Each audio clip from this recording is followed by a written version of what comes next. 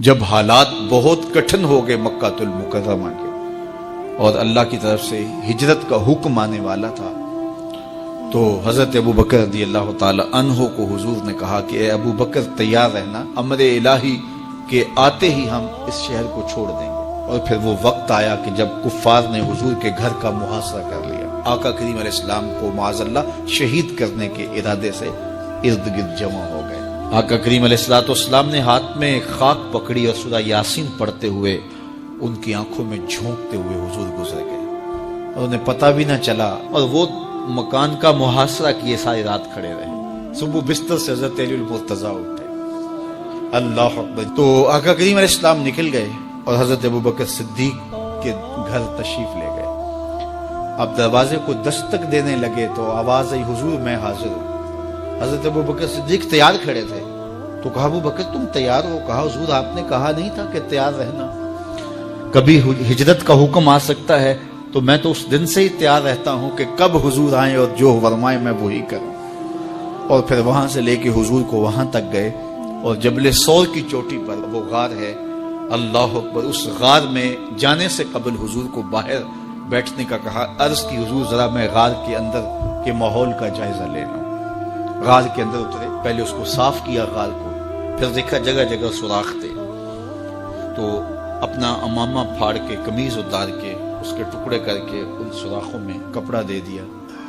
2 سوراخ ایک روایت کے مطابق، اور ایک روایت کے مطابق 1 سوراخ بچ گیا، اس میں اپنی ایڑی رکھ دی، اور پھر آواز دی، جان عالم اندر تشریف لائی۔ تو آقا کریم علیہ السلام غار میں چلے گئے تو سیدنا صدیق اکبر رضی اللہ تعالی عنہ نے اپنی گود میں آپ کا سر رکھا اور حضور لیٹ گئے۔ اللہ اکبر، کیا منظر ہوگا! صدیق اکبر نے حضور کو دیکھا اور جی بھر کے دیکھا، اور ایسا دیکھا کہ کوئی اور شریک بھی نہیں تھا۔ یہ واقعہ حضرت سیدنا عمر سے روایت ہے، کتب سیاح میں ہے، اور حضرت عمر رضی اللہ تعالی عنہ یہ بات بیان کرتے ہوئے رو پڑے، اور آپ کہا کرتے تھے کہ ابو بکر یہ غار والی نیکی مجھے دے دیں اور میری ساری زندگی کی نیکیاں لے لیں۔ اللہ اکبر۔ تو حضور علیہ السلام حضرت ابو بکر صدیق کی آغوش میں ہیں۔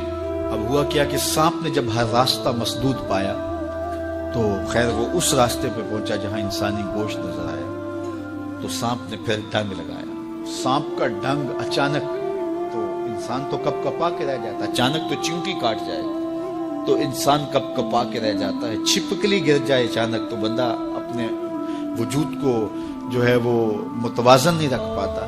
تو نیچے سے سانپ اور وہ ڈنگ لگا رہا ہے، لیکن لفظ سنیے، یہ حضرت عمر کی روایت ہے کہ حضرت سیدنا صدیق اکبر نے اپنی ٹانگ کو جنبش نہیں آنے دی، مخافت ان یتنبہ رسول اللہ، اس ڈر سے کہ کہیں حضور بیدار نہ ہو جائے۔ ساری توجہ ادھر رہی، بے اختیار آنکھوں سے آنسو ڈھلک پڑے، درد کی شدت اتنی تھی، اور آنسو گرے تو حضور کے رخسار پہ۔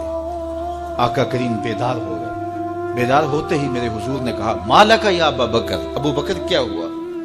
تو یہ ہوتی ہے ہنگامی صورتحال۔ ہنگامی صورتحال میں کسی کو پکاریں یا کسی کو کوئی جواب دیں تو مروجہ آداب کی رعایت کے ساتھ جو لفظ بولے جاتے ہیں وہ ترک کرنے پڑتے ہیں۔ اس مائک میں کرنٹ تھا تو میں قریب ہونے لگا، تو آپ نے مجھے متنبہ کرنا تھا، تو میرے ساتھ آپ بہت پیار کرتے ہیں، بہت محبت کرتے ہیں، تو آپ نے اگر مجھے یہ بتانا ہو کہ اس میں کرنٹ ہے اور اگر آپ نے منہ قریب کر لیا تو آپ کو نقصان پہنچ سکتا ہے، تو میرے نام کے ساتھ 20 القاب لیں گے؟ آپ نہیں لیں گے، آپ جلدی جلدی جو ہے وہ مجھے کہیں گے جناب یہاں کرنٹ ہے، تو میں یہی سے رک جاؤں گا۔ یہ تو ہے کہ آپ میرے لیے کر رہے ہیں، اور اپنے لیے کسی کو پکاریں تو پھر بھی یہی بات ہے۔ اللہ اکبر۔ اب حضور نے جب کہا نا مالک یا ابا بکر، ابو بکر کیا ہوا، تو اب ہنگامی صورتحال تھی نا، تو فوراً کہتے لدغت تو ڈسا گیا، مجھے سانپ نے ڈس لیا، فوراً یہ کہتے نا۔ لیکن حضرت ابو بکر تیری محبت پہ قربان، کائنات میں آپ نے ایسا عاشق نہیں دیکھا ہوگا، سانپ ڈنگ پہ ڈنگ لگا رہا ہے اور ٹانگ شل ہو گئی ہے، زہر سرایت کر گیا ہے۔ حضرت ابو بکر نے جواب دیا، لدغت